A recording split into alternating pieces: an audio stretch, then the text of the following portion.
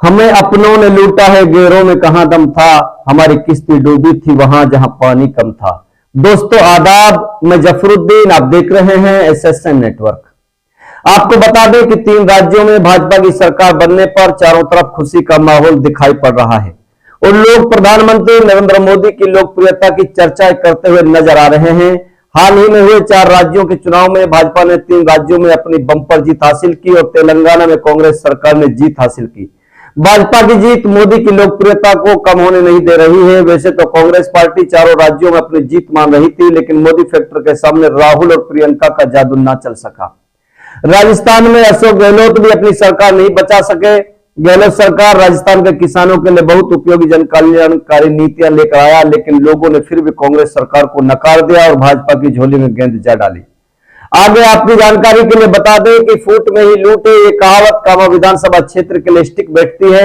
ना तो बनना और ना बनने देना, ये होड़ पूर्व शिक्षा मंत्री जाहिदा खान और सीएम मुख्तार अहमद में होड़ पड़ी हुई थी, जो 3 दिसंबर को चुनाव परिणाम आने के बाद जगजाहिर हो गई और अब लोग एक दूसरे पर इल्जाम थोपने में जुटे हैं।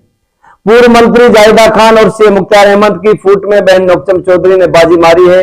चुनाव प्रचार के दौरान नोकचम चौधरी खासकर अपनी सारी मेहनत मुस्लिम मतदाताओं में लगा रही थी और हिंदू वोट बैंक उनके पास रिजर्व था, जो हिलने डुलने वाला नहीं था। दोनों मुस्लिम समुदाय के उम्मीदवार एक दूसरे पर छींटाकशी करने में जुटे थे और दूध की रखवाली पर बहन नोकचम चौधरी को बिठा दिया और मौका देखकर सारा दूध नोकचम चौधरी पी गई और दोनों मुंह ताकते रह गए। नोकचम चौधरी को ये दोनों उम्मीदवार टक्कर में मानकर ही नहीं चल रहे थे और धीमी गति से वो अपने चुनाव प्रचार में लगी रही और नतीजा आने पर जब मतपेटियां खुली तो सब नतीजा देखकर दंग रह गए और कामा क्षेत्र का ताज अपने सिर बंधवा लिया। हालांकि नोकचम चौधरी कुछ बयानों को लेकर सुर्खियों में जरूर रही, लेकिन उस जूते की नोक वाला बयान से हिंदू समाज की वोट एक तरफा हो गई। इस तरह का बयान भाजपा नेताओं का कोई पहला नहीं है, बल्कि इस तरह के बयान साजिश के तहत दिलवाए जाते हैं ताकि वोटों का पोलराइजेशन हो सके, जिसमें सफलता भी मिली है। वहीं सीएम मुख्तार अहमद और जाहिदा खान को हार दिलाने में सोशल मीडिया का अहम पायदान रहा है। अगर सोशल मीडिया का दखल नहीं होता तो इमरान खान, मुख्तार सिंह और वाजिब अली को बंपर जीत हासिल हो सकती थी। जिस तरह मतदाताओं में वोटिंग करने का उत्साह और जुनून को देखकर ऐसा नहीं लगता था कि कामा, तिजारा और नगर से मुस्लिम उम्मीदवार हार जाएंगे, लेकिन नतीजा सारे राजस्थान में चौंकाने वाले सामने आ गए। भारतीय जनता पार्टी का परचम राजस्थान, मध्य प्रदेश और छत्तीसगढ़ में लहराया है। जनता भाजपा सरकार को स्वीकार कर रही है और पार्टी के शीर्ष नेतृत्व का हौसला बढ़ता जा रहा है।